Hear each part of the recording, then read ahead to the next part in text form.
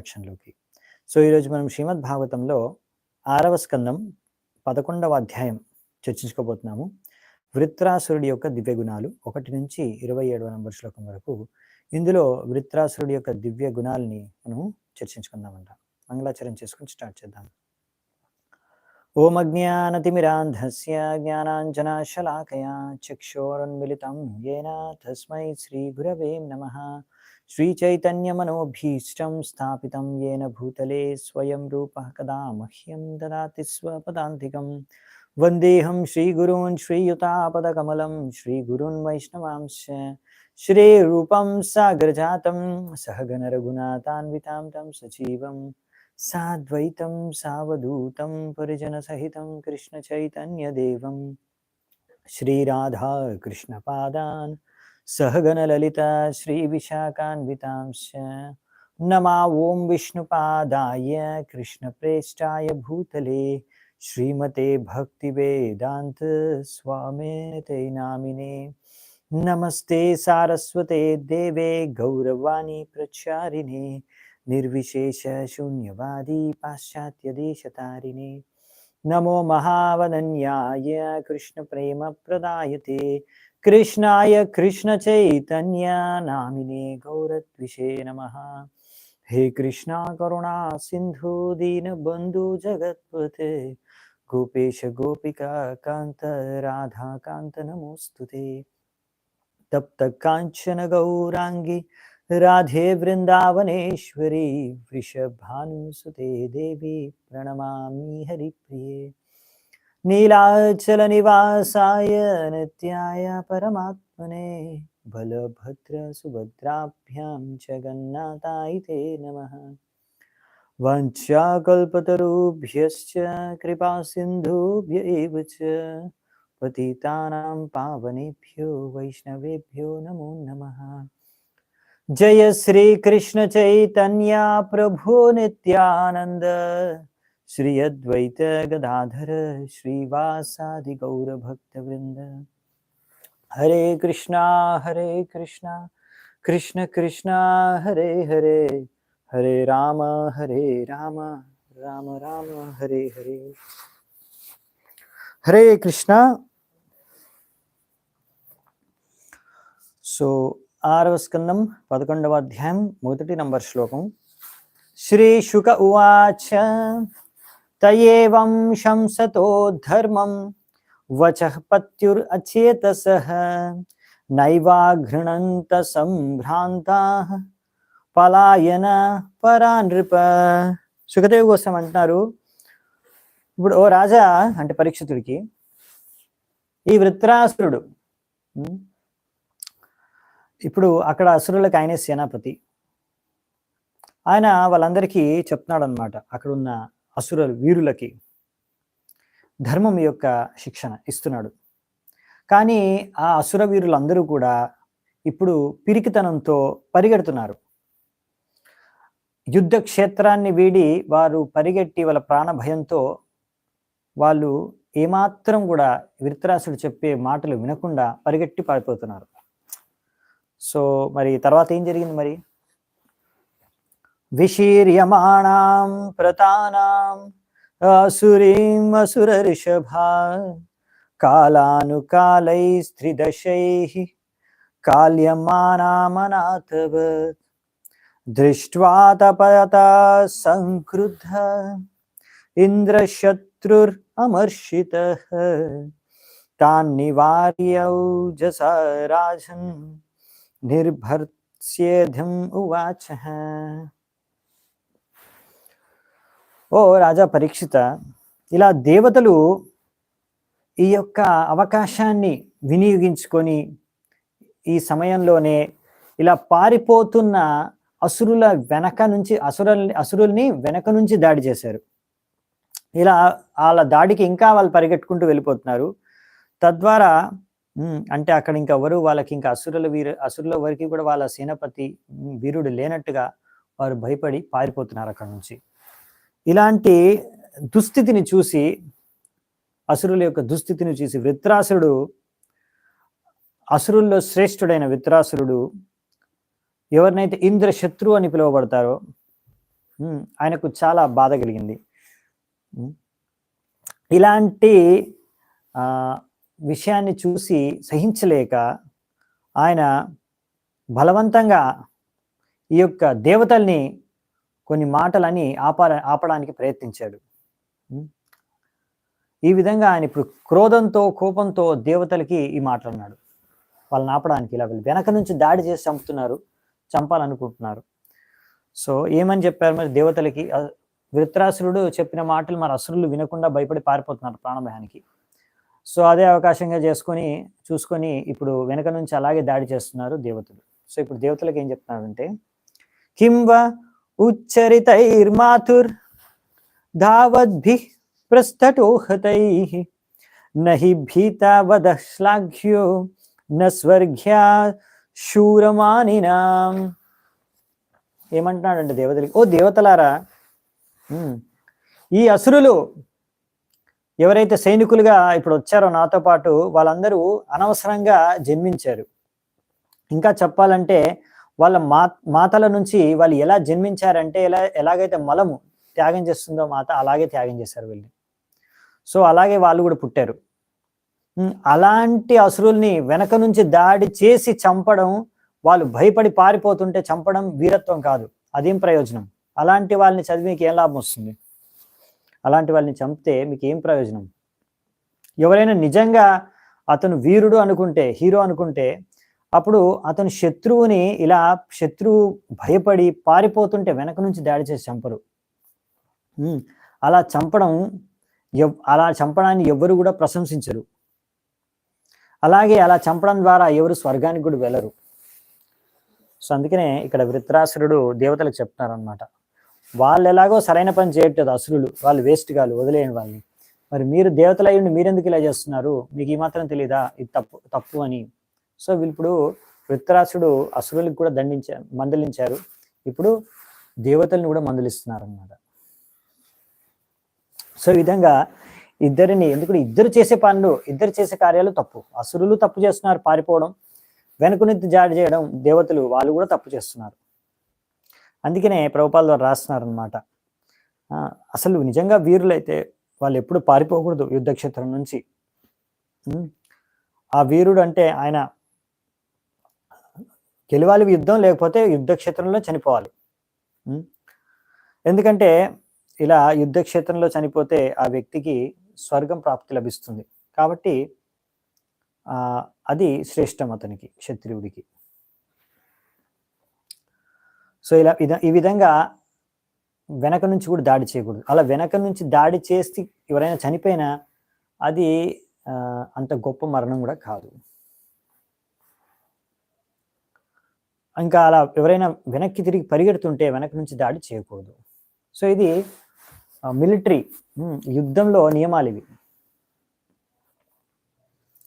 So అందుకని ఇక్కడ వృత్రాసుడి ఇలాంటి అసురుల్ని ఎవరైతే పారిపోతున్నారో, సో మాత యొక్క గర్భం నుంచి ఈ అసురులు కూడా పుట్టారు. అలాగే అక్కడ నుంచి మలత్యాగం కూడా చేస్తుంది మాత. సో వీళ్ళిద్దరు ఒకే కేటగిరీకి ఉన్నట్టుగా వృత్రాసురుడు ఇక్కడ వర్ణించాడు అనమాట. వాళ్ళిద్దరి మధ్య తేడా లేదంటే ఇట్లాంటి అసురులు మలంతో సమానం అని చెప్పేశాడు. అందుకనే అలాగే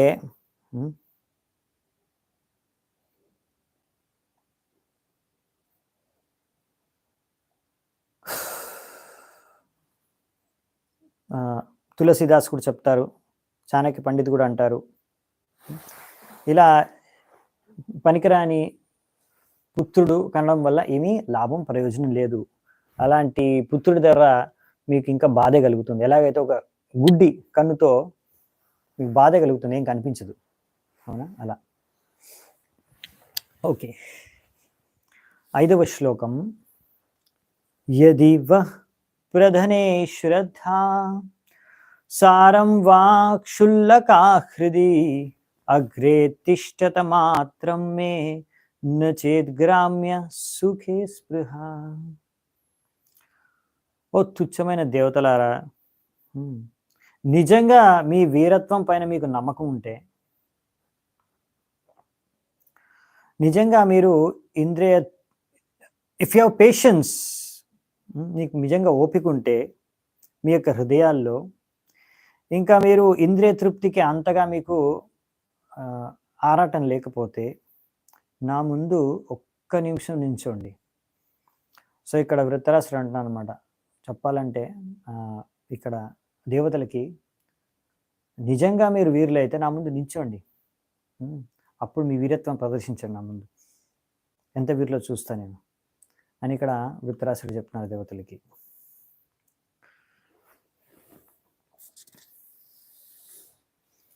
ఎందుకంటే ఇది వీరత్వం కాదు, అలా పారిపోయే వాళ్ళని వెనకల నుంచి చంపడం.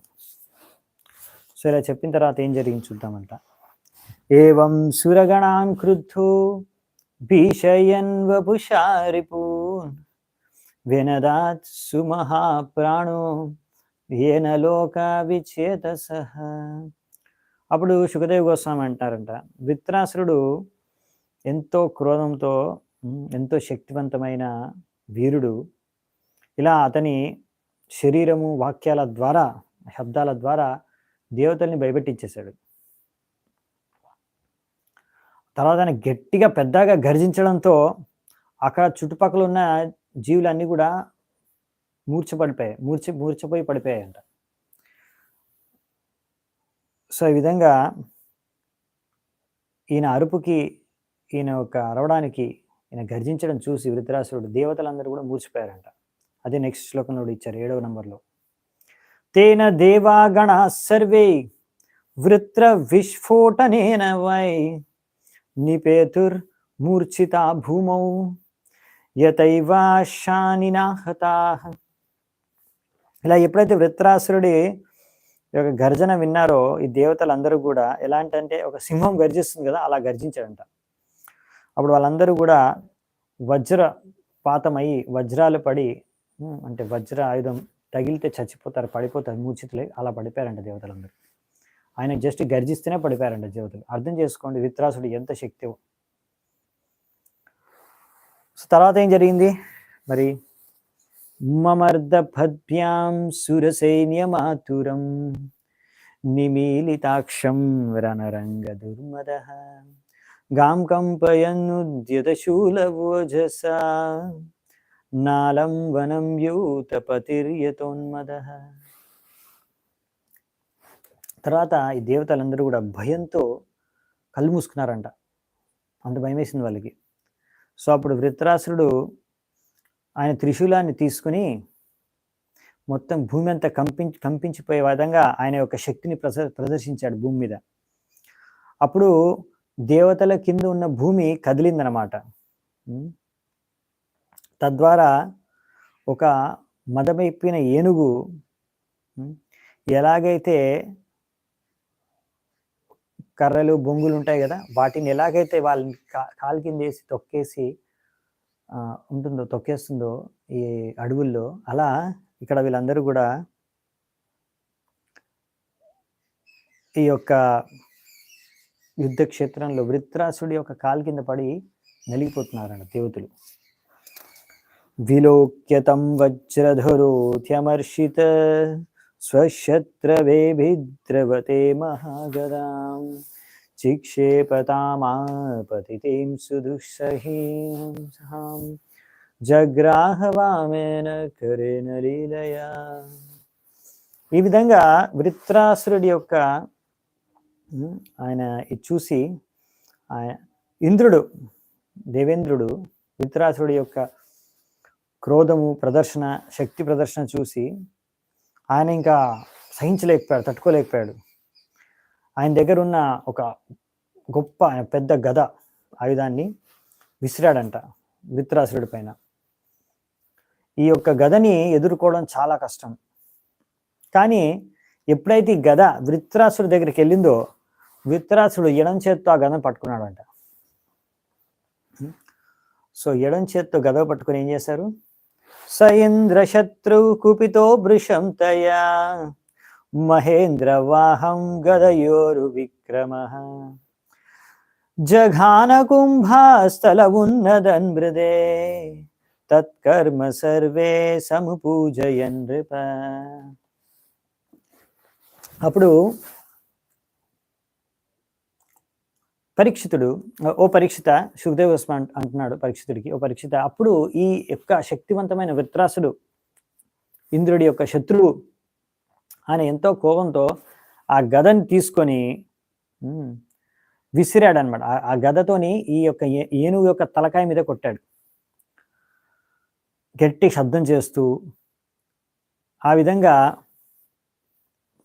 ఈ యొక్క ఆయన ప్రదర్శన, శక్తి ప్రదర్శన, వృత్రాసుడి యొక్క శక్తి ప్రదర్శన చూసి ఇరుపక్షాల సైనికులు కూడా ప్రశంసించారంట ఆయన.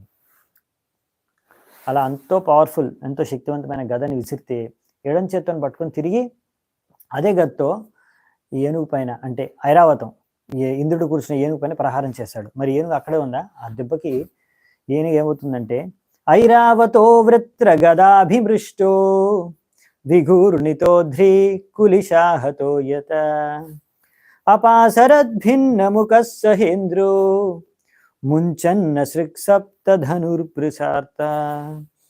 ఆ గదతో ప్రహారం చేసినప్పుడు ఆ ఏనుగు పైన వృత్రాసుడు ఒక పెద్ద పర్వతం పైన వజ్రపాతం కురిసినట్టుగా ఈ యొక్క ఐరావతము ఎంతో బాధతో నెత్తురు కక్కుతూ, రక్తాన్ని కక్కుతూ, తన యొక్క పగిలిపోయిన మూతి నుంచి 7 బోస్ అంటే 14 అడుగులు వెనక్కి వెళ్ళిపోయిందంట ఆ దెబ్బకి. అంత మామూలుగా ఇలా నూకితే మనం కొంచెం వెనక్కి వెళ్తాం కదా, గదతో ప్రాణించి ఆ ఫోర్స్కి 14 అడుగులు వెనక్కి వెళ్ళిపోయిందంటే ఏనుగు. వెళ్ళిపోవడమే కాకుండా కింద పడిపోయింది. కింద పడిపోయినప్పుడు ఆ ఇంద్రుడు కూడా దానిపైనే ఉన్నాడు. అంటే ఇంద్రుడితో సహా ఏనుగు వెనకాలకి 14 అడుగులు వెనకాలకి ఎక్కి కింద పడిపోయింది. చూసారా? ఇలాంటివి మీరు ఓన్లీ సినిమాల్లో చూస్తారేమో, ఇక్కడ భాగవతంలో ఇలా రియల్గా జరిగిందనమాట. న సన్నవాహాయ విషన్న చేతసే ప్రాయుంత భూయ సగదాం మహాత్మా ఇంద్రమృతస్యందికరాభిమర్శ వీతవ్యతక్షత బాహోవతస్తే.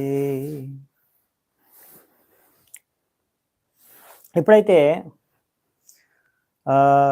ఆయన చూశాడో ఈ విధంగా ఇంద్రుడి యొక్క ఏనుగు బాగా అలిసిపోయింది, దెబ్బ తాకింది, ఇంకా ఇంద్రుడు కూడా ఇప్పుడు అంతా ముఖమంతా మాడిపోయింది అనేసి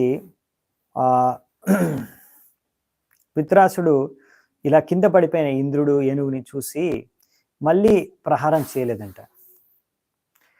సో ఈ యొక్క అవకాశాన్ని తీసుకొని ఇంద్రుడు ఆయన చేయితో ఈ యొక్క ఏనుగుని స్పర్శించి ఎక్కడైతే ఏనుగు గాయమైందో ఆ గాయాన్ని తొలగించేశాడంట. ఎందుకంటే ఆయనకి అలాంటి శక్తి ఉంది ఆయన చేతికి. సో తద్వారా దాని తర్వాత ఏనుగు ఆ గాయం నుంచి కోలుకున్న తర్వాత లేచి నించుందనమాట. ఇంద్రుడు ఇంకా ఏనుగు ఇంకా అక్కడ నించొని ఉన్నారనమాట గమ్మున. అంటే ఏం చేయలేకపోతున్నారు, వాళ్ళకి అర్థం కావట్లేదు. ఆ దెబ్బకి అలా భయపడిపోయారు ఇంద్రుడు ఇంకా ఏనుగు కూడా, ఐరావతం. సో ఇప్పుడు వాళ్ళు ఏం చేయట్లేదు. వృత్రాసుడు ఆయన పైన ప్రహారం చేయలేదు, ఎందుకంటే దెబ్బ తాకింది కదా అని. చూడండి, వృత్రాసుడు వాళ్ళు జస్ట్ ఒక దెబ్బ తాకి కింద పడిపోతేనే ఆగేశాడు అనమాట, ప్రహారం చేయకుండా. సతం నృపేంద్ర హవకామ్యయారిపుం వజ్రాయుధం భ్రాత్రహనం విలోక్య స్మరంశ తత్కర్మ నృశంసమహ శోకేన మోహేన హసాంజగాద. ఓ రాజా పరీక్షిత, ఎప్పుడైతే ఆ వృత్రాసురుడు ఇలా ఇంద్రుడిని చూశాడో, ఎవరైతే తన యొక్క అన్నయ్యను చంపేశారో, అలా ముందు నించొని ఉన్నాడు ఆయన ముందు. ఆయన చేతిలో వజ్రాయుధం ఉంది, యుద్ధం చేయడానికి కోరికతో నించున్నాడు. వృత్రాసురుడు వెంటనే ఎంత క్రూరత్వంతో ఈ ఇంద్రుడు తన బ్రదర్, తన అన్నయ్య అయిన విశ్వరూపుడిని చంపేశాడు, దారుణంగా తలను నరికేసి. అది గుర్తుకు తెచ్చుకొని ఇంద్రుడు ఇలాంటి పాపకార్యాన్ని గుర్తుకు తెచ్చేసుకొని ఆయన ఇంకా కోపంతో మదం ఎక్కేసి ఎంతో ఆ యొక్క కోపంలో, దుఃఖంలో ఆయన గట్టిగా నవ్వుతూ ఈ విధంగా పలికాడంట వాక్యాలు. ఇప్పుడు వృత్రాసుడు ఇంద్రుడితో ఏమన్నాడు, ఇది 14వ శ్లోకం నుంచి ఉందన్నమాట. శ్రీ వృత్ర ఉవాచ దిష్ట్యా భవాన్ మే సమవస్థితో రిపుర్ యో బ్రహ్మః గురుః భ్రాతృః చ దిష్ట్యానృణోధ్యాహమసత్తమత్వయ మచ్చూల నిర్భిన్న త్రిశద్రుడాచిరాత్. సో ఏం చెప్పాడంట మరి వృత్రాసురుడు అన్నాడు, ఇంద్రుడిని అంటాడు, ఎవరైతే ఒక బ్రాహ్మణుడిని తన గురువుని హత్య చేశాడో, అతను ఎవరైతే నా యొక్క అన్నయ్యని హత్య చేశాడో, ఇప్పుడు అదృష్టం కొద్దీ నా ముందు ముఖాముఖి వచ్చాడు నా శత్రువై. ఓ నీచమైన వాడా, నేను ఎప్పుడైతే నీ యొక్క హృదయాన్ని నా యొక్క త్రిశూలంతో పొడిచి చీల్చి పారేస్తానో అప్పటి వరకు నేను నా అన్నయ్యకి రుణం తీర్చుకోలేను అనేసి ఇక్కడ వృత్రాసుడు ఇంద్రుడు చెప్తున్నాడు. సో ఇంద్రుడు చేసింది పాపం, అది ఆయనకు తెలియజేస్తూ, అందుకే నేను ఇప్పుడు నిన్ను దండిస్తున్నాను, ఆ దండించే వరకు నేను నా అన్నయ్య రుణం తీర్చుకోలేను, నిన్ను చంపే వరకు అని ఇంద్రుడికి ముఖం మీద చెప్పేస్తున్నాను అనమాట. 15వ నంబర్ శ్లోకం. యోనో గ్రజస్యాత్మ విదో ద్విజాతేర్ గురోరపాపస్య చ దీక్షితస్య విశ్రుప్య ఖడ్గేన శిరాంస్య వృష్టాత్ పశోరివా కరుణః స్వర్గకామః.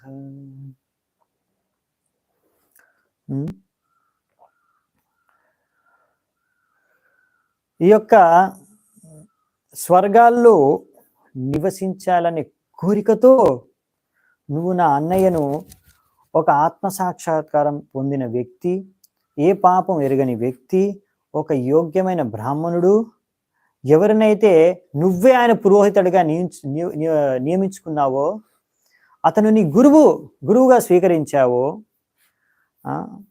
అతనికి నువ్వు యజ్ఞం చెయ్యి అని బాధ్యత కూడా అప్పచెప్పావో, అతని తలకాయనే నిర్దాక్షిణ్యంగా దారుణంగా ఒక పశువుని తలకాయ బలి తీసుకునే పశువుని బలి పశువుల తలకాయ తీసేసినట్టు మా అన్నయ్య యొక్క తలకాయ తీసేసావే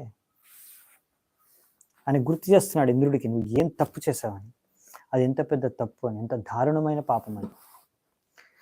శ్రీహృదయా కీర్తిభిరుచితం త్వాం స్వకర్మణా పురుషాదైశ్చ గ్రహ్యం కృచ్రేణమచ్చూల విభిన్న దేహం అపృష్టవహ్నిం సమదంతి గృద్రాః. ఇంద్ర నీకు అసలు సిగ్గు లేదు, దయ లేదు, నీకు అసలు ఏం గొప్పతనం ఉందని, నువ్వేం గొప్పేం కాదు, నీకు ఇంకా ఏమాత్రం ఈ భాగ్యం కూడా బాగాలేదు, నీకు ఏమాత్రం మంచి గుణాలే లేవు, నువ్వు చేసిన ఈ పాపకార్యాల ద్వారా నిన్ను రాక్షసులు తిన్నా తక్కువే. నేను ఈరోజు నా త్రిశూలంతో నిన్ను పొడిచి చీల్చేసి అలా నువ్వు ఎంతో బాధతో చచ్చిపోతే అప్పుడు అగ్ని కూడా నిన్ను స్పర్శించదు, ఈ గద్దెలు మాత్రమే నీ శరీరాన్ని తింటాయి. అంటే ఇంద్రుడు చేసింది ఎంత పాపమో, ఎంత పెద్ద పాపమో. అందుకే ఇప్పుడు వృత్రాసురుడు అతన్ని చంపైపోతున్నాడని ఇంద్రుడికి చెప్తున్నాడు అనమాట. ఎంత పాపం అంటే నువ్వు చచ్చిన తర్వాత కూడా అగ్ని కూడా నేను స్పర్శించదు, అంటే అంత అశుద్ధమైన పాపాత్ముడు నువ్వు అని ఇక్కడ వృత్రాసురుడు ఇంద్రుడికి అంటున్నాడు. సో చూడండి, ఇక్కడ విషయం ఏంటంటే ఇంద్రుడు దేవరాజు ఇంద్రుడు అయినా కానీ చూడండి మీరు, తన గురువుని ముందు ఒకసారి ఆల్రెడీ అపమానించాడు బృహస్పతిని, తర్వాత మళ్ళీ ఇంకొకరిని గురువు చేసుకుని ఆయన తలకాయ తీసేశాడు, ఆయన అవమానించడం తలకాయ తీసేశాడు. ఇది ఎందుకు ఇలా చేశాడు అంటే ఇదే భౌతిక ఆసక్తి, ఇంద్రియాలని ఉపభోగించాలి అనే కోరిక ఒక వ్యక్తిని అధర్మం వైపు తీసుకెళ్తుంది. అదే మనం నేర్చుకోవాల్సింది. ధృతరాష్ట్రుడు, ఆయనకు విదురుడు ఎన్ని చెప్పినా, భగవంతుడు శ్రీకృష్ణుడు స్వయంగా వచ్చి ఎన్ని చెప్పినా వినిపించుకోలేదు. లేదు లేదు లేదు, యుద్ధం చేస్తా, యుద్ధం కావాలి, మాకే రాజ్యం కావాలి, ఎందుకంటే నేనే రాజ్యాన్ని భోగించాలి, నా కొడుకే రాజు కావాలి. ఈ ఆసక్తి అన్నమాట. పుత్రుడి పైన వ్యామోహం, రాజసింహాసనం పైన ఆసక్తి, భోగించాలని ఆసక్తి. అందుకారణంగానే ధర్మాన్ని అనుసరించలేకపోయాడు. అవునా? సో ఇలా మనం ధర్మాన్ని అనుసరించాలి అంటే ఇంద్రియ తృప్తి, ఇంద్రియాల్ని భోగించడం, ఇదే జీవిత లక్ష్యంగా ఉన్నంత కాలం మనం ధర్మాన్ని అనుసరించలేము, సరిగ్గా శుద్ధ భక్తి చేసుకోలేము. ఇప్పుడు ఇలా ఇంద్రుడిలాగా మిక్స్డ్ భక్తి అనమాట, దేవతల్లాగా. అంటే అటువైపు నుంచి భగవంతుడిని కూడా అనుసరిస్తాం, ఇటువైపు నుంచి భోగించాలని కూడా, రెండు కావాలి. సో అలా రెండు కావాలనుకుంటే మరి సుఖం, కష్టం, దుఃఖం, అన్ని పాపాలు, పుణ్యాలు అన్నీ జరుగుతాయి, మళ్ళీ అన్నీ ఉంటాయి. సో శుద్ధ భక్తి చేసుకోవడం సంభవం కాదు. అదే ఇక్కడ ఇప్పుడు మనం ఈ ఇంద్రుడు వృత్రాసుడు మధ్యలో చూసేది, గమనించేది అదే. మీరు వారిద్దరి చేతనలో కూడా, వాళ్ళిద్దరి కార్యాల్లో కూడా, వారిద్దరి వాక్యాల్లో కూడా ఇంద్రుడు మిశ్రణ భక్తుడు, అంటే భౌతిక కోరికలతో కూడుకొని భక్తి చేస్తున్నాడు. వృత్రాసుడు శుద్ధ భక్తుడు, శుద్ధ భక్తి చేసుకుంటున్నాడు. శరీరం అసురుడి శరీరంలో ఉన్న ఆయన చేతన మాత్రం శుద్ధ భక్తుడి యొక్క చేతన, మహాభాగవత్ భక్తుడి యొక్క చేతన. కానీ ఇంద్రుడు దేవత శరీరంలో ఉన్న ఆయన మిశ్రణ భక్తుడు, ఇంకా భౌతిక కోరికలతో మిశ్రితమై ఉంది ఆయన భక్తి. సో ఇది పెద్ద తేడా అన్నమాట. సో చేతన శుద్ధ భక్తుడిది ఎలా ఉంటుంది, ఎలా ఉండాలి అనే విషయాన్ని కూడా మనం ఇక్కడ వృత్రాసుడి నుంచి చూడొచ్చు. సో దీని తర్వాత మరి ఏమంటున్నాడు వృత్రాసుడు, ఇంకా చూద్దామంట.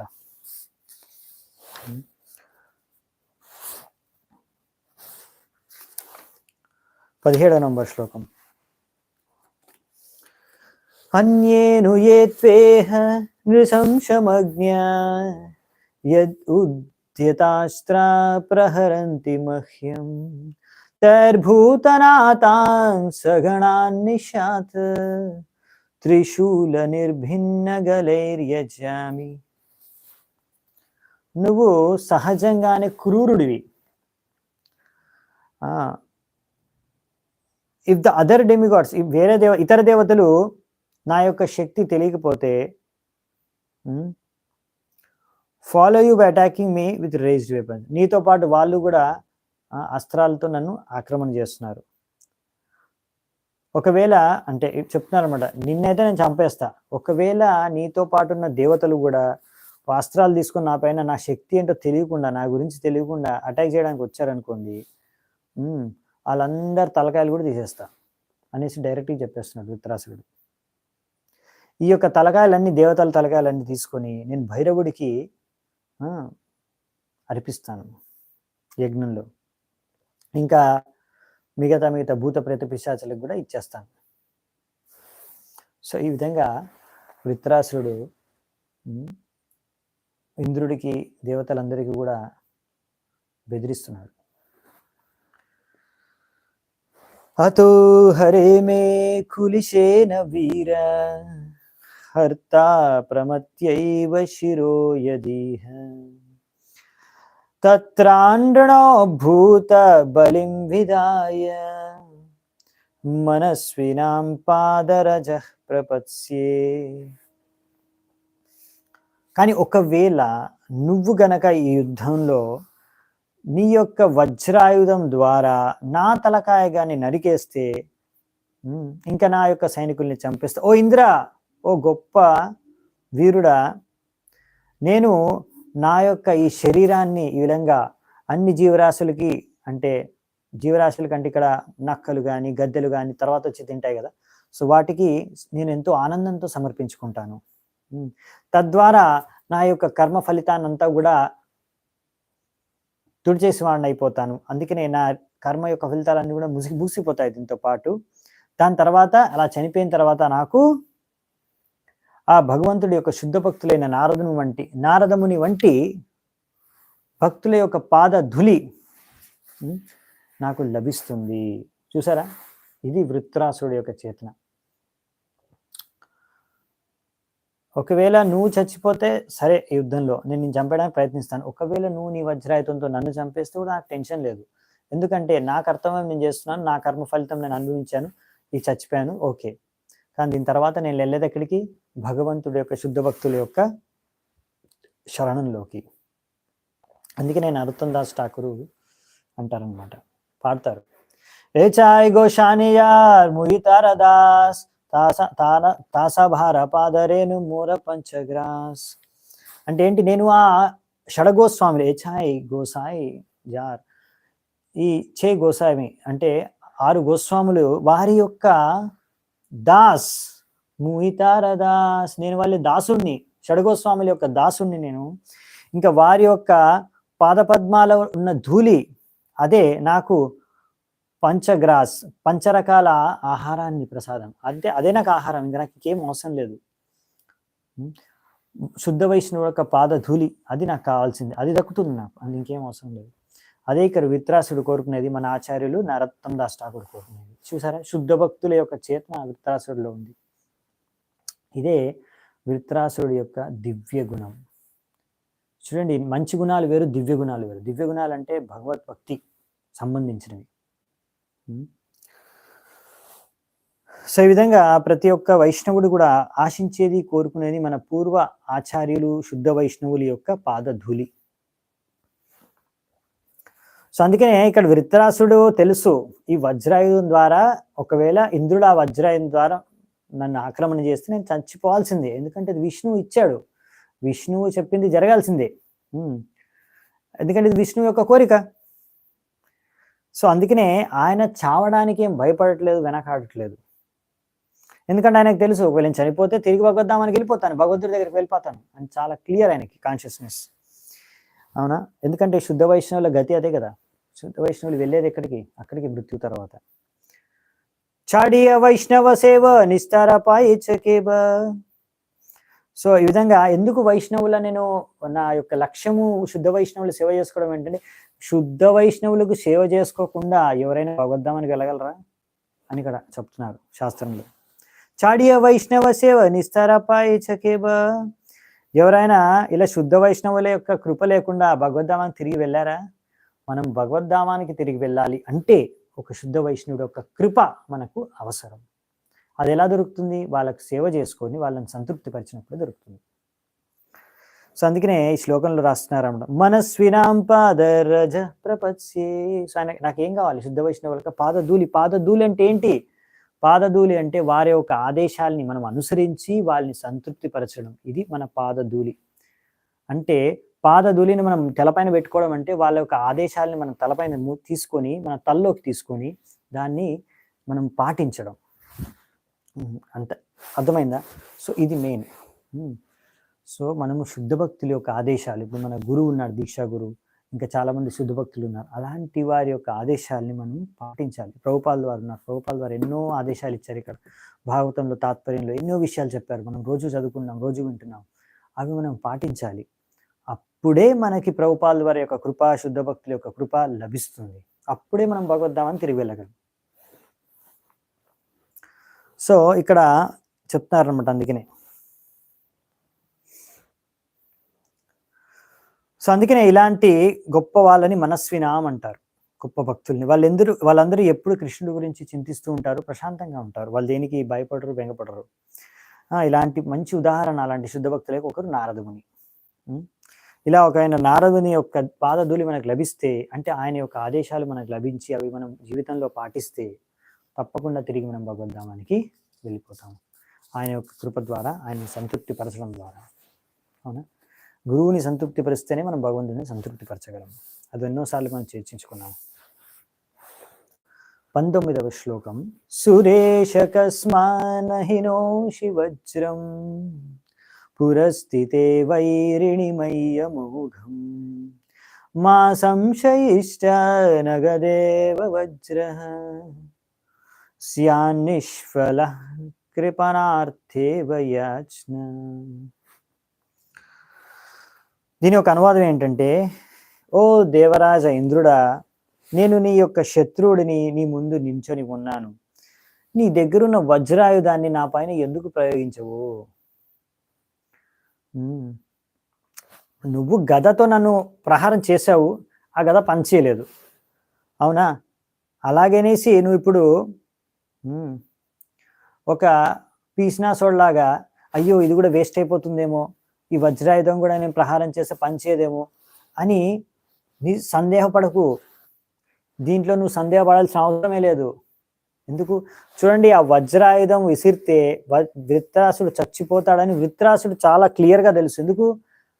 అదే విషయం ఇక్కడ గొప్పతనం ఏంటంటే, ఇంద్రుడికి భయం వేస్తుంది. అయ్యో ఇప్పుడు గదేసిరాను ఆయన తిరిగి నాకు ఒక షాట్ మళ్ళీ తిరిగి కొడితే నా ఏనుగు రక్తం కక్కుని వెనకబడ్డ వెళ్ళి, సో మరి ఇప్పుడు వజ్రాయుధం విసిరితే ఏం చేస్తాడో అనేసి ఇంద్రుడు భయపడుతున్నాడు. అవునా? ఇంద్రుడు భయపడుతున్నాడు వజ్రాయుధాన్ని ఇసరడానికి. కానీ భగవంతుడు విష్ణు ఇచ్చాడు ఆయనకు వజ్రాయుధము. ఈ వజ్రాయుధం ద్వారానే నువ్వు వృత్రాసురుడిని చంపగలవని. కానీ ఇంద్రుడికి ఇప్పుడు డౌట్.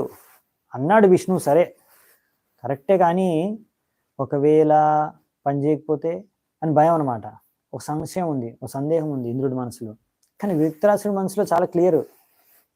ఎందుకని? శుద్ధ భక్తుడు అంటే ఏంటి? శుద్ధ భక్తుడు అంటే అర్థం ఏంటంటే, ఫస్ట్ థింగ్ భగవంతుడి పైన సంపూర్ణమైన నమ్మకం, శ్రద్ధ ఉంటుంది. ఆయనకు సంపూర్ణమైన నమ్మకం అనమాట. భగవంతుడు చెప్పాడు అంటే ఈ వజ్రాయుధం వల్ల నేను చావాల్సిందే. ఒకవేళ వజ్రాయుధం నా పైన ప్రయోగిస్తే నేను ఖచ్చితంగా చచ్చిపోతాను. చాలా క్లియర్ వృత్రాసురుడు, ఏం కన్ఫ్యూజన్ లేదు వృత్రాసురుడు. అందుకే ఇంద్రుడు చెప్తున్నాడు, అరే నువ్వు వేయి బాబు, వజ్రాయుధం వేయి నా పైన, ఎందుకలా భయపడుతున్నావు?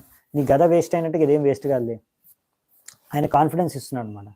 సో ఫస్ట్ తిట్టారు, అతను చేసిన తప్పు తెలియజేశారు, నువ్వు చేసిన పాపము. తర్వాత ఇప్పుడు మళ్ళీ ఏం చెప్తున్నారంటే, భగవంతుడి పైన నమ్మకం పెట్టుకో, భగవంతుడి పైన నీకు శ్రద్ధ ఉండాలి, భగవంతుడు చెప్పిన దానిపైన నీకు నమ్మకం ఉండాలి అనేసి ఇప్పుడు ఇంద్రుడికి బోధిస్తున్నాడు అనమాట. సో అదే ఇక్కడ రాశారనమాట. ఇక్కడ ఎవరైనా అడగొచ్చు, అదేంటి వృత్రాసుడు అలా ఎందుకు అంటున్నాడు, నువ్వు వజ్రాయుధం ప్రయోగించు నేను చచ్చిపోతాను అంటే అదేంటి? వృత్రాసుడికి అంత చనిపోవాలని కోరికుందా? ఎందుకు? చూడండి, వృత్రాసుడికి తెలిస్తే ఆల్రెడీ అది వజ్ర ప్రయోగం చనిపోతాడని, మరి అలా ఎందుకు చెప్తున్నాడు? ఆయనకి తెలివి లేదా? తెలివి తక్కువ ఆయనకి. తెలివి తక్కువ కాదు వృత్రాసురుడు, తెలివి లేక కాదు. ఆయనకి భక్తుడు, శుద్ధ భక్తుడికి ఏంటంటే తెలుసా, ఆయన జీవించి ఉన్న మరణించిన ఆయన ఒకటే, డిఫరెన్స్ లేదు, ఏమాత్రం తేడా లేదు. జీవించి ఉంటే భగవంతుడికి ధ్యానం చేసుకుంటాడు, భగవంతుడికి సేవ చేసుకొని బతుకుతారు. చచ్చిపోతే భగవంతుడి దగ్గరికి వెళ్తారు, భగవంతుడి సేవ చేసుకుంటారు. సో డిఫరెన్స్ లేదనమాట. అర్థమైంది? అదే కర్మి, భౌతికవాది, భౌతిక కోరికలు పూర్తి చేసుకోవాలి, శరీరాల్లో ఉన్న ప్రతి ఒక్క ఇంద్రియాన్ని బాగా తృప్తిపరిచే విధంగా ప్రతి ఒక్క విషయ వస్తువుల్ని భోగించాలి అనే జీవిత లక్ష్యంతో ఉండే వ్యక్తి ఏంటంటే, శరీరం పోయిందంటే మరి ఎలా భోగిస్తాడు? మళ్ళీ శరీరం పోతే, చచ్చిపోతే ఎక్కడ పోతాడు? ఏ శరీరం లభిస్తుందో ఆయనకే తెలియదు. అందుకనే భయం, నాకు ప్రాణ భయం, నాకు ప్రాణాలు ఉండాలి, నాకు శరీరం కావాలి, శరీరం లేకుంటే ఎలా భోగిస్తాను? నేను భోగించలేను కదా. అందుకనే నాకు శరీరం కావాలి, ఈ శరీరంలోనే ఉండాలి, ఈ శరీరంలోనే భోగించాలి. అది ఈ కర్మి, లేకపోతే ఇలా భౌతిక కోరికలకు ఉనుకున్న భక్తుల యొక్క ప్రాబ్లం, సమస్య. అందుకే ఇలాంటి వాళ్ళు చచ్చిపోతే వాళ్ళకి పెద్ద లాస్ అనుకుంటారు. వాళ్ళు అయ్యో చనిపోతే పెద్ద లాస్, నేను ఎన్ని ప్లాన్లు చేసుకున్నాను, ఎంత సంపాదించాను, ఎలా ఎంజాయ్ చేయాలనుకున్నాను, కానీ ఇలా సడన్గా చచ్చిపోతే మరి అవన్నీ ఎలా ఎంజాయ్ చేస్తాను నేను? మళ్ళీ ఎక్కడ పోతానేమో, ఎలాగే తీసుకెళ్ళలేం కదా నేనేమి, ₹1 కూడా మనతో పాటు చచ్చిపోయిన తర్వాత తీసుకెళ్ళలేము. సో మరి ఇంత ప్లానింగ్ చేసుకొని, ఇంత జమ చేసుకొని అంతా వేస్ట్ అయిపోతుంది కదా. అయ్యో, అందుకే టెన్షన్ అనమాట. సో అందుకే ఈ టెన్షను, భయము, యాంగ్జైటీ ఇవన్నీ ఎవరికి ఉంటాయి? భౌతిక కోరికలు ఉన్న వ్యక్తికి. అతను భక్తుడే కానివ్వండి, అభక్తుడే కానివ్వండి, ఇద్దరికీ ఉంటాయి. అందుకే శుద్ధ భక్తులకు మాత్రమే ఇలాంటి భయము అనేది ఉండదు, ప్రాణ భయం అనేది ఉండదు. ఆ భయం, అందుకే సంపూర్ణంగా భగవంతుడికి శరణాగతం అయితే, సంపూర్ణమైన శుద్ధ భక్తి చేసుకున్నప్పుడే మీరు సంపూర్ణంగా భయం నుంచి ముక్తి పొందగలుగుతారు. అప్పటి వరకు మీరు పొందలేరు. అదే తేడా. ఇంద్రుడు కూడా భయపడుతున్నాడు అక్కడ, కానీ వృత్రాసుడు భయపడట్లేదు. వృత్రాసుడు చచ్చిపోతాను అని తెలిసి కూడా భయపడట్లేదు. ఇంద్రుడు చావడు అది తెలిసి కూడా నమ్మకం లేదు విష్ణువు పైన, భయపడుతున్నాడు వృత్రాసుడిని చూసి. వజ్రాయుధం వదలాలా వద్దా, వదిలితే మళ్ళీ రివర్స్ నాకే తగిలి నేను చచ్చిపోతే అని ఆలోచిస్తున్నాడు. కానీ వృత్రాసుడు చచ్చిపోతే ప్రాబ్లం లేదు, వెంటనే భగవద్ధామానికి వెళ్ళిపోతాను, అక్కడ భగవంతుడికి సేవ చేసుకుంటా. సో ఆయనకి ఏం టెన్షన్ లేదన్నమాట. అందుకనే శుద్ధ భక్తుడికి ఏం టెన్షన్ లేదు, చచ్చినా బతికినా ఒకటే అనమాట. 20వ శ్లోకం. నన్వేష వజ్రస్తవ శక్ర తేజసా హరేర్దధీచేస్తపసా చ తేజితః తేనైవ శత్రుం జహి విష్ణు యంత్రితో యతో హరిర్విజయ శ్రీర్గుణాస్తథా. ఇప్పుడు చూడండి, ఇంకా కాన్ఫిడెన్స్ రావట్లేదు ఇంద్రుడికి. సో ఆయన కాన్ఫిడెన్స్ ఇస్తున్నారు అనమాట, మోటివేషనల్ క్లాస్ ఇస్తున్నారు, ఆయన మోటివేట్ చేస్తున్నారు. ఎవడు? విత్రాసురుడు. అరే చంపరా బాబు నన్ను, అది వెయ్యి, అది వజ్రాయుధం వెయ్యి, ఎందుకంటే అది వజ్రాయుధం సాధారణమైనది కాదు. ఈ యొక్క విష్ణువు దీనికి శక్తినిచ్చాడు, విష్ణువు ఆదేశం ఉంది. కాబట్టి ఇందులో దధీచి యొక్క ముని యొక్క తపో బలము, తపో శక్తి అంతా కూడా ఈ వజ్రాయుధంలోనే ఉంది. కాబట్టి నువ్వు ఇక్కడికి వచ్చావు నన్ను చంపడానికి, వజ్రాయుధం ద్వారా విష్ణువు యొక్క ఆదేశాన్ని తీసుకొని వచ్చావు. కాబట్టి నువ్వు అలా సందేహపడాల్సిన అవసరం లేదు, వెంటనే ఆ వజ్రాయుధాన్ని ప్రయోగించు. విష్ణువు నీ పక్షాన ఉన్నాడు, తప్పకుండా విజయం నీదే అవుతుంది, తప్పకుండా నువ్వే జయిస్తావు, నీకే మళ్ళీ అన్ని ఐశ్వర్యాలు దక్కుతాయి. కాబట్టి నువ్వేమాత్రం భయపడకుండా వజ్రాయాన్ని వదులు, వజ్రాయుధాన్ని నా పైన వదులు. చూడండి, ఇక్కడ రివర్స్ లో వృత్రాసురుడు ఇంద్రుడికి ప్రోత్సహిస్తున్నాడు అనమాట, నన్ను చంపు అని. సో ఇదనమాట గొప్పతనం, వృత్రాసురుడు యొక్క దివ్య గుణం. ఎందుకంటే ఆయన కోరిక ఇప్పుడు వెంటనే నేను భగవద్ధామం తిరిగి వెళ్ళిపోవాలి, ఇది విష్ణువు యొక్క వరం నా పైన అని ఆయన అనుకుంటున్నాడు. కానీ ఇంద్రుడికి ఏం కావాలి? నేను విజయం సాధించాలి, నాకు స్వర్గం కావాలి. అరే నీకు దొరికిపోతుంది స్వర్గం, నువ్వు జస్ట్ అది ప్రయోగించంతే. ఈ విధంగా ఇద్దరికి కావాల్సింది ఇద్దరికి దొరికిపోతుంది అనమాట ఒకే షాట్లో. సో కానీ విషయం ఏంటంటే ఈ స్వర్గలోకము ఇదంతా కూడా ఈ భౌతిక ప్రపంచంలోనే ఉంది. ఆ బ్రహ్మ భువనాల్లోక పునరావర్తిను అర్జున. ఒకవేళ బ్రహ్మలోకానికి వెళ్ళినా కానీ మళ్ళీ మీ పాపాలన్నీ క్షయించిపోయిన, పుణ్యఫలాలన్నీ క్షయించిపోయిన తర్వాత మళ్ళీ తిరిగి ఈ యొక్క మర్త్యలోకానికి రావాల్సిందే. కానీ ఒకవేళ మీరు భగవద్ధామానికి తిరిగి వెళ్తే మళ్ళీ భౌతిక ప్రపంచానికి తిరిగి రావాల్సిన అవసరం లేదు. చూడండి, విషయం ఏంటంటే మీరు పుణ్యాలు చేసుకొని స్వర్గానికి వెళ్తారా? స్వర్గం అనేది పర్మనెంట్ ప్లేస్ కాదు. స్వర్గంలో కొంత సమయం వరకు మీరు భోగించవచ్చు, కొన్ని కాలాలు, కొన్ని సంవత్సరాలు, లక్షల సంవత్సరాలు భోగించినా మీ పుణ్యఫలం ముగిసిన తర్వాత మళ్ళీ తిరిగి మర్త్యలోకానికో లేకపోతే పాపాలు చేసుకుంటే ఇంకా నరకలోకాలకు వెళ్ళి బాధపడాల్సింది ఒకరోజు. కాబట్టి అందుకనే వృత్రాసురుడికి ఏం భయం లేదు, ఒక్కసారి నేను భగవద్ధామానికి వెళ్ళానంటే మళ్ళీ తిరిగి భౌతిక ప్రపంచానికి రానే అవసరం లేదు. కాబట్టి ఏ దుఃఖ కష్టాలు ఉండవు. అవునా? చూడండి, స్వర్గంలో వెళ్ళినా కానీ దుఃఖాలు కష్టాలు ఉన్నాయి. చూడండి ఇంద్రుడికి ఉన్నాయా లేవా? ఇది విషయం ఏంటంటే ఇక్కడ ఆశ్చర్యకరమైన చాలా ఇంట్రెస్టింగ్, చాలా ఇంపార్టెంట్ విషయం అర్థం చేసుకోవడం ఏంటంటే మనం ఎక్కడ ఉన్నామా అన్నది కాదు, ఎలాంటి చేతనతో ఉన్నామన్నది ముఖ్యం. ఇద్దరు యుద్ధ భూమిలో ఉన్నారు. ఎవరు? ఇంద్రుడు, వృత్రాసురుడు. కానీ ఇంద్రుడు భయపడుతున్నాడు, వృత్రాసురుడు ఆనందంగా ఉన్నాడు. వృత్రాసురుడికి తెలుసు నేను చచ్చిపోతాను అని, అయినా ఆనందంగా ఉన్నాడు, దుఃఖంలో లేడు. కానీ ఇంద్రుడు, ఆయనకి భగవంతుడు చెప్పినారే నువ్వు చావురా బాబు, అతను చంపేసేయి, నీకు స్వర్గం వచ్చేస్తుంది మళ్ళీ తిరిగి అని. ఆయన కానీ భయపడుతున్నాడు, టెన్షన్లో ఉన్నాడు. చూసారా డిఫరెన్స్? ఒక భౌతిక కోరికలతో కూరుకున్న వ్యక్తి యొక్క చేతన. సో అందుకే ఎప్పటి వరకు మీకు భౌతిక కోరికలు ఉంటాయి భోగించాలి అని, అప్పటి వరకు భయం అనేది వెంటాడుతూనే ఉంటుంది, టెన్షన్ అనేది ఉంటూనే ఉంటుంది. ఈ షుగరు, బీపీ, అన్ని రకాల రోగాలు ఇక్కడ నుంచే మొదలవుతాయి. సో మీరు భక్తులైతే అప్పుడు మీకు టెన్షన్ ఉండదు, బీపీ ఉండదు, అన్నీ తగ్గిపోతాయి. ఇంకా ఆనందంగా ఇక్కడ ఉన్నంత కాలం కూడా ఆనందంగా బతకొచ్చు. అందుకని శుద్ధ భక్తులు ముక్త జీవులు. వాళ్ళకి ముక్తి తర్వాత, చచ్చిపోయిన తర్వాత రాదు. వాళ్ళు శుద్ధ భక్తులు అయిన క్షణానే వాళ్ళకి ముక్తి లభిస్తుంది. ఆల్రెడీ ఇక్కడ వృత్రాసుడు ముక్త జీవి. అర్థమవుతుందా మీకు? ముక్త జీవని ఎందుకన్నారో శుద్ధ భక్తుల్ని? వాళ్ళకి సపరేట్గా ముక్తి అవసరం లేదు, ఆల్రెడీ ముక్తి వచ్చేసింది. వాళ్ళు ఆల్రెడీ ఇక్కడ భౌతిక ప్రపంచంలో దుఃఖ కష్టాల నుంచి వాళ్ళకి ఏమాత్రం కష్టం కలగట్లేదు. అవునా? వృత్రాసుడు చచ్చిపోతాడు అని తెలిసినా కానీ భయం లేదు, టెన్షన్ లేదు.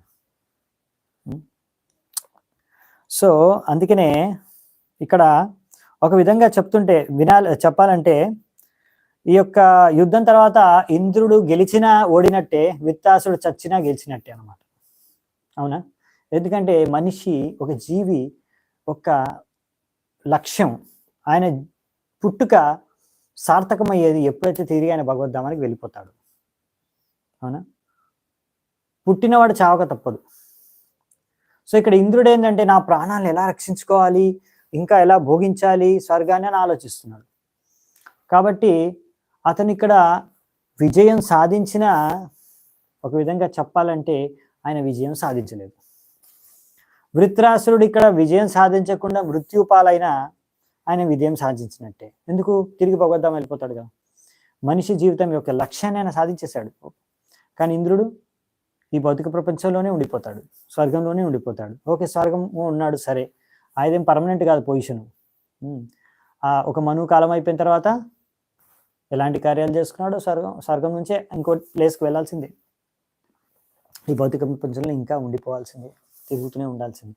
సో అందుకనే అసలైన విజయం సాధించింది చెప్పాలంటే వృత్రాసురుడు. ఇంకా చావలేదు, ఇంకా నెక్స్ట్ అధ్యాయంలో వృత్రాసురుడు యాక్చువల్లీ చనిపోతాడు. సో అప్పుడు చూద్దామంట. సో నెక్స్ట్ ఇంకా కొన్ని శ్లోకాలు ఉన్నాయి. 21వ శ్లోకం. అహం సమాధాయ మనోయతాహన సంకర్షణశ్చరణారవిందే త్వద్వజ్రరహోలురితా గ్రామ్యపాశో గతిం మునేర్యామ్యపవిద్ధలోకః. ఇక్కడ ఏం చెప్తున్నారంటే, నీ యొక్క వజ్రపాతం ద్వారా నేను ఈ భౌతిక బంధనాన్ని నుంచి ముక్తి పొందుతాను, ఈ యొక్క శరీరాన్ని త్యాగం చేస్తాను, వదిలేస్తాను, ఈ యొక్క భౌతిక కోరికలన్నీ కూడా, ఈ భౌతిక కోరికలతో కూడుకున్న ఈ ప్రపంచాన్నే నేను వదిలేస్తాను. సో ఎంతో ఆనందంగా చెప్తున్నాడు. తద్వారా నేను నా యొక్క మనసుని సంపూర్ణంగా భగవంతుడి సంకర్షణుడి పైన కేంద్రీకరించుకొని నేను ఆ నారదముని వంటి గొప్ప ఋషులు మునుల యొక్క సాన్నిధ్యాన్ని నేను పొందగలుగుతాను, ఎలాగైతే నాకు ఆ సంకర్షణుడు చెప్పాడు. చూసారా, ఆయన సంకర్షణుడు యొక్క గొప్ప భక్తుడు వృత్రాసురుడు. సో ఈ విధంగా మనము అందుకనే వృత్రాసురుడి నుంచి నేర్చుకోవాలన్నమాట. 22వ శ్లోకం.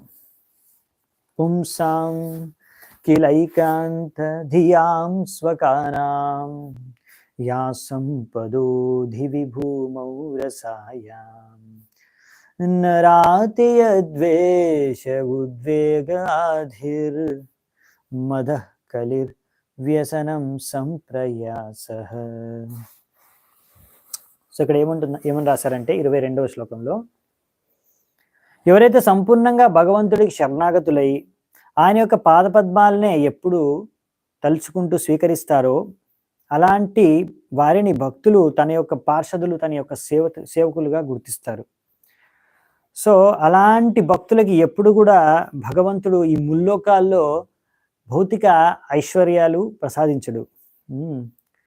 ఒకవేళ ఎవరికైనా అటువంటి ఐశ్వర్యాలు దక్కితే తద్వారా ఆయన యొక్క శత్రుత్వము, ఆయన యొక్క tension, anxiety, mental agitation, pride, వెలిగరిస్ అన్నీ పెరిగిపోతాయి.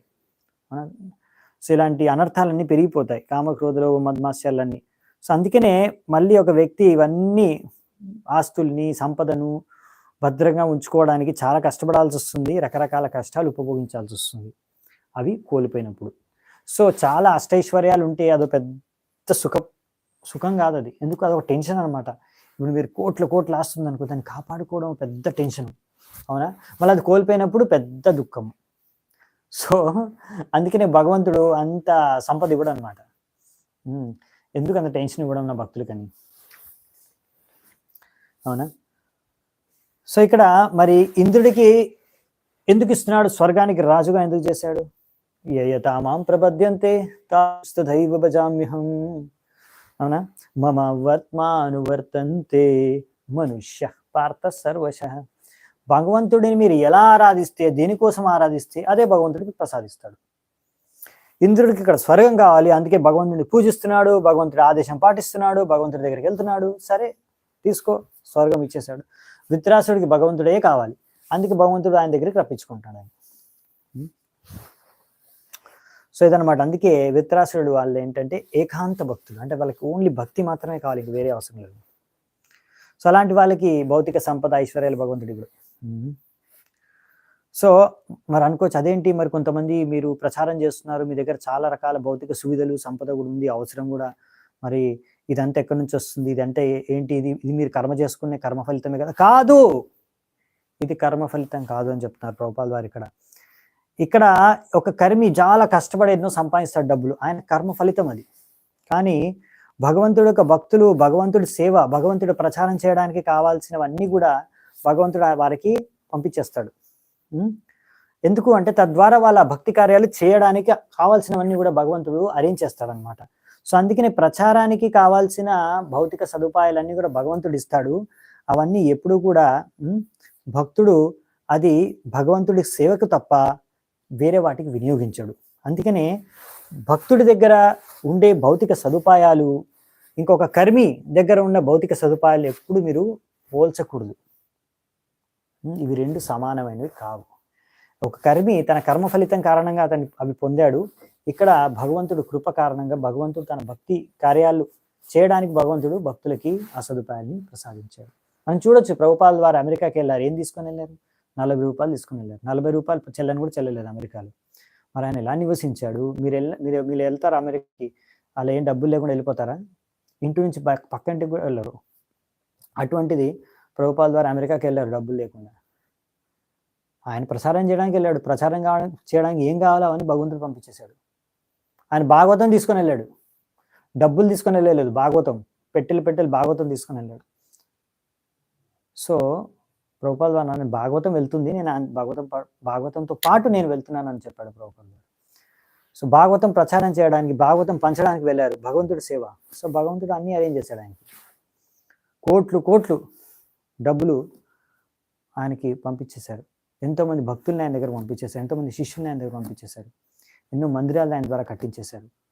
సో ఎన్నో పుస్తకాలు ఆయన ద్వారా రచింపజేశారు. సో అన్ని భౌతిక సదుపాయాలు అన్నీ కూడా ఆయనకు పంపించేశారు. ఎందుకు? ఆయన భగవంతుడికి భక్తి చేయాలి, ప్రచారం చేయాలి, సేవ చేయాలి అనుకున్నాడు. సో ఆయన అన్ని కూడా భగవంతుడి సేవకే వినియోగించాడు కూడా. సో అది శుద్ధ భక్తుల యొక్క గొప్పతనం.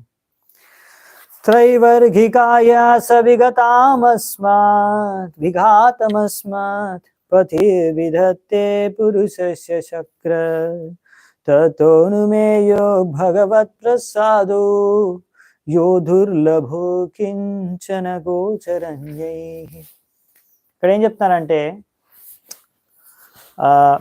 ఇక్కడ వృత్రాసుడు అంటున్నాడు, నా భగవంతుడు, నా పరమేశ్వరుడు ఇలా ధర్మ అర్థ కామ ఇలాంటి విషయాల కోసం శ్రమించడం అనవసరం అనేసి చెప్తాడు. ఓ ఇంద్ర, దీని ద్వారా నువ్వు అర్థం చేసుకోవచ్చు నా భగవంతుడు ఎంత దయామయుడు. కానీ దయ, ఆయన ఏకాంత భక్తులు, ఆయన శుద్ధ భక్తులు మాత్రమే ఈ దయకు అనుగ్రహులు కాగలరు. ఎవరైతే భౌతిక లాభాలు ఆశిస్తారో వాళ్ళకి ఎప్పుడు కూడా భగవంతుడి లాంటి విషయాలు అనుగ్రహించడు అని చెప్తున్నారు. సో భగవంతుడి అనుగ్రహం ఎవరికి దక్కుతుందంట? భగవంతుడి కృప ఎవరికి దక్కుతుంది? అసలైన కృప, అసలైన అనుగ్రహం ఎవరికైతే భౌతిక కోరికలు లేవో. సో అందుకే ఇక్కడ రాశారు మనకి, ఈ ధర్మార్థ కామ మోక్షాలు అన్నీ కూడా సాధారణ వ్యక్తులకి, కానీ ఇది 4 పురుషార్థాలు. కానీ మనము ప్రయాసించేది భగవంతుడు మన నుంచి కోరుకునేది ఏంటంటే పంచమ పురుషార్థం, అది భక్తి. భక్తి అనేది పంచమ పురుషార్థం, అది ఎవరికి తెలియదు. మోక్షం గురించి కూడా ఎవరు ఆలోచించరు మ్యాక్సిమం. ఇవాళ రేపు ఎవరు ఆలోచించట్లేదు. ఏమని ఆలోచిస్తే మ్యాక్సిమం ధర్మ అర్థ కామ, ధర్మంగా బతకాలి, ధర్మంగా సంపాదించుకోవాలి, ధర్మంగా భోగించాలి, ధర్మార్థ కామ. ఇంకా మోక్షం తర్వాత చూద్దామంట, చనిపోయే ముందు చూద్దాం, ఆలోచిద్దాం. ఇంకా భక్తి అంటే ఏంటి మనకు తెలియదు. వారానికి ఒకరోజు పండగ ఒకసారి మందిరానికి వెళితే అదే భక్తి అనుకుంటాం. సో అది కాదు భక్తి అంటే. భక్తి అంటే జీవితమే భక్తి, మొత్తం జీవితం ముఖ్య లక్ష్యం భక్తి, అది భక్తి. 24వ శ్లోకం. అహం హరే తవ పాదైకమూల దాసానుదాసో భవితాస్మి భూయః మనస్మరేత సుపతేర్గుణాంస్తే గృణీత వాక్కర్మ కరోతు కాయః. చూడండి, ఇది ఆయన కోరిక ఏంటి, వృత్రాసుడు కోరిక ఏంటో చూడండి. ఓ భగవంతుడా, నేను మళ్ళీ మీ యొక్క సేవకుల యొక్క సేవకుడిగా మళ్ళీ నాకు ఆ స్థానం మీ పాద పద్మాల దగ్గర లభిస్తుందా అని అడుగుతున్నాడు. దాసాను దాసో భవితాస్మి భూయ. ఏం కావాలని కోరుకుంటున్నాడు? మళ్ళీ మీ దాసాను దాసుని అవ్వడానికి నాకు అవకాశం దొరుకుతుందా అని అడుగుతున్నాడు భగవంతుడిని. చూసారా, ఇక్కడ అందరూ బాసాను బాస్ ఎలా అవ్వాలని కోరుకుంటుంటారు, కానీ ఈయన కోరుకునేది ఏంటి? దాసాను దాస్ ఎలా అవ్వాలని. నువ్వే నా ప్రాణం, నా జీవితానికి, మళ్ళీ నేను నీ యొక్క సేవకుడిగా ఎప్పుడు కాగలను. నా యొక్క మనసు ఎప్పుడు మీ యొక్క దివ్య గుణాల నుంచే, దివ్య మహిమల గురించే ఆలోచిస్తూ ఉంటుంది. నా యొక్క వాక్యాలు ఎప్పుడు కూడా మీ యొక్క గొప్పతనాన్ని వర్ణిస్తూ ఉంటాయి. ఇంకా నా శరీరం ఎప్పుడు కూడా మీ యొక్క ప్రేమపూర్వకంగా మీకు సేవ చేసుకోవాలని కోరుకుంటూ ఉంటుంది.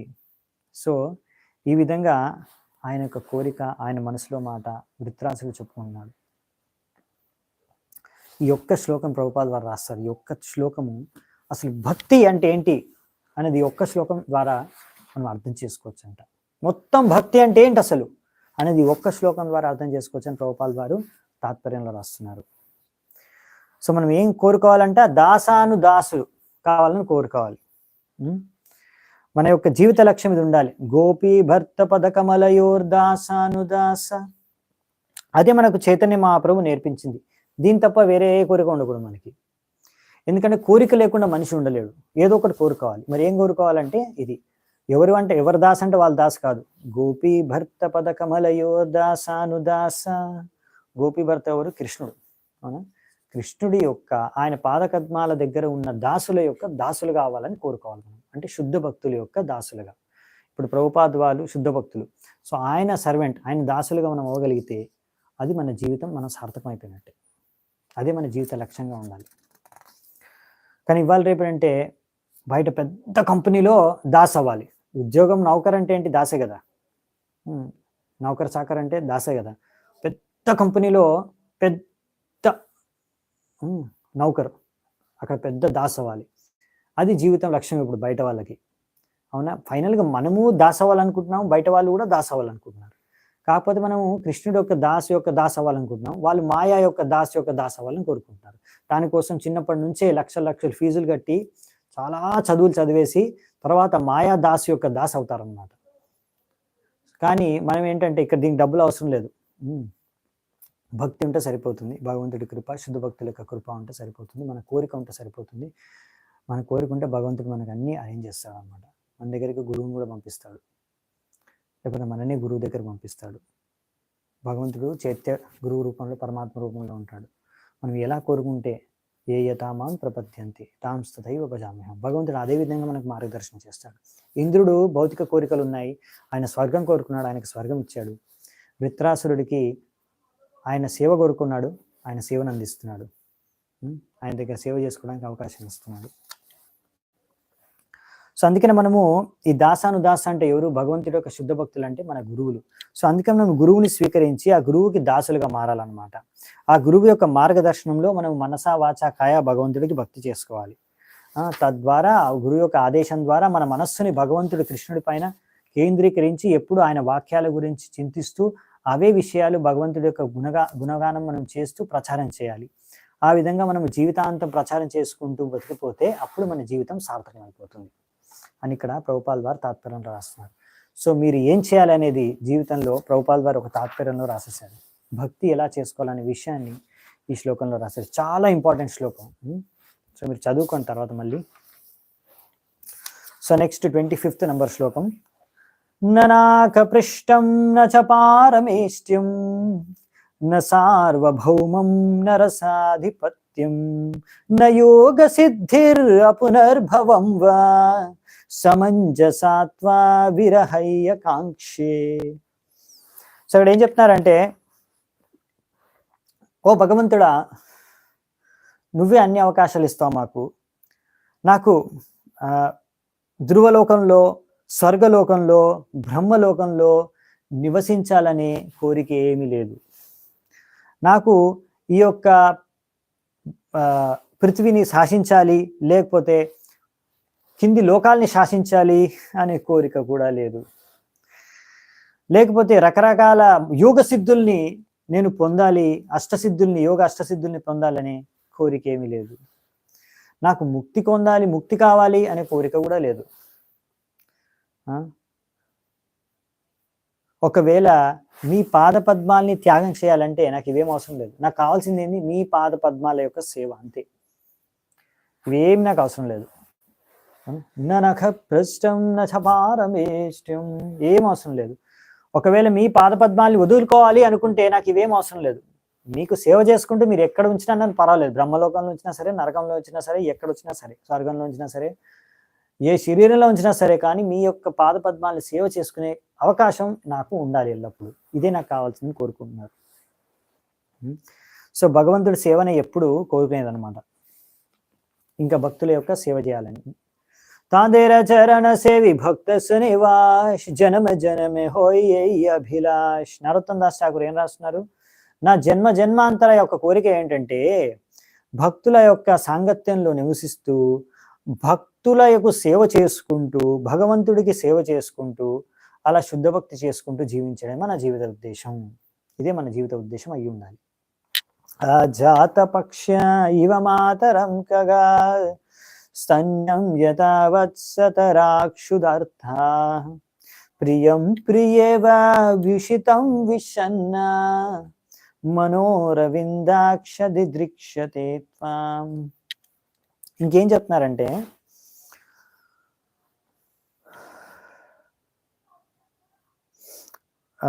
యాజ్ బేబీ బర్డ్స్ అంటే పక్షుల యొక్క పిల్లలు, అవి ఎప్పుడు కూడా, ఇంకా అవి పిల్లలు అంటే చిన్నగా ఉన్నాయి పక్షి పిల్లలు, ఇంకా వాటి యొక్క రెక్కలు కూడా రాలేదు. అవి ఎప్పుడు ఎదురు చూస్తూ ఉంటాయి, తల్లి ఎప్పుడు తిరిగి వస్తుంది, ఆహారం ఎప్పుడు తీసుకొస్తుంది, మాకు ఎప్పుడు తినిపిస్తుంది అని. ఎలాగైతే ఒక ఆవు దూడలు, కట్టేసిన ఆవు దూడలు ఎప్పుడు కూడా ఎప్పుడు మమ్మల్ని వదులుతారు, మేము ఎప్పుడు వెళ్ళి ఆవు పాలు తాగుతాము, మా అమ్మ పాలు తాగుతామని ఎదురు చూస్తూ ఉంటాయో, అలా లేకపోతే ఒక భార్య తన భర్త దూరంగా ఉండి ఆమె ఎంతో దుఃఖంతో ఉంది, అలా భర్త చాలా రోజుల తర్వాత తిరిగి వచ్చి ఆమెను సంతృప్తి పరచాలి అని ఎలా కోరుకుంటుందో, నేను కూడా అలాగే మీ యొక్క కోరిక, నా కోరిక ఏంటంటే, నేను ఎప్పుడు కూడా కోరుకునేది ఏంటంటే మీ యొక్క పాద పద్మాల్ని ఎప్పుడు డైరెక్ట్గా స్వయంగా సేవ చేసుకునే అవకాశం దొరుకుతుంది అని. సో బేసికలీ ఏంటంటే, ఎప్పుడు భగవంతుడి యొక్క సాన్నిధ్యం, భగవంతుడి యొక్క సాంగత్యం, భగవంతుడి యొక్క సేవ, ఇదే సేవ చేసుకోవడానికి భగవంతుడి దగ్గరికి వెళ్ళాలి అని కోరుకుంటారన్నమాట భక్తులు. ఇది శుద్ధ భక్తుల యొక్క చేతన. సో లాస్ట్ శ్లోకం, మమోత్తమ శ్లోకజనేషు సఖ్యం సంసార చక్రే భ్రమత స్వకర్మభిః త్వన్మాయయాత్మాత్మజధార్వగేహి శ్వాసక్త చిత్తస్య ననాథ భూయాత్. ఓ భగవంతుడా, ఓ ప్రభు, నేను ఈ యొక్క భౌతిక ప్రపంచంలో తిరుగుతూనే ఉన్నాను, నా యొక్క కర్మఫలాలను అనుభవిస్తూ. అందుకే నేను మీ యొక్క మీ మైత్రత్వాన్ని, మీ యొక్క సాంగత్యాన్ని, మీ యొక్క శుద్ధ భక్తుల యొక్క మైత్రత్వం, వాళ్ళ సాంగత్యం కోరుకుంటున్నాను.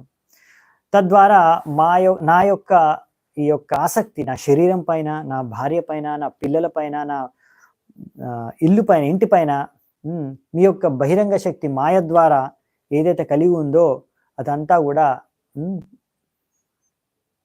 దానికంతా కూడా నా యొక్క ఆసక్తి తొలగిపోవాలి అని కోరుకుంటున్నాను. నా యొక్క మనస్సు, నా యొక్క చేతన, ఇంకా సర్వస్వం నీకే అంకితమైపోయి ఆసక్తమైపోయి ఉండాలి, ఇదే నా కోరిక అనేసి ఇక్కడ విత్రాసురుడు చెప్తున్నాడు. ఇది విత్రాసురుడు యొక్క గొప్ప చేతన, ఇంకా గొప్ప భక్తి, దివ్య లక్షణాలు, దివ్య గుణాలు ఈరోజు మనం చర్చించుకున్నాము. చాలా చాలా ధన్యవాదాలు ఎంతో ఓపికగా విన్నందుకు. అమలపురాణ్ శ్రీమద్ భాగవతం की जय, समवेत गौर भक्त वृंद की जय, निताय गौर सीतनाथ प्रेमानंदे, हरि हरि बोल.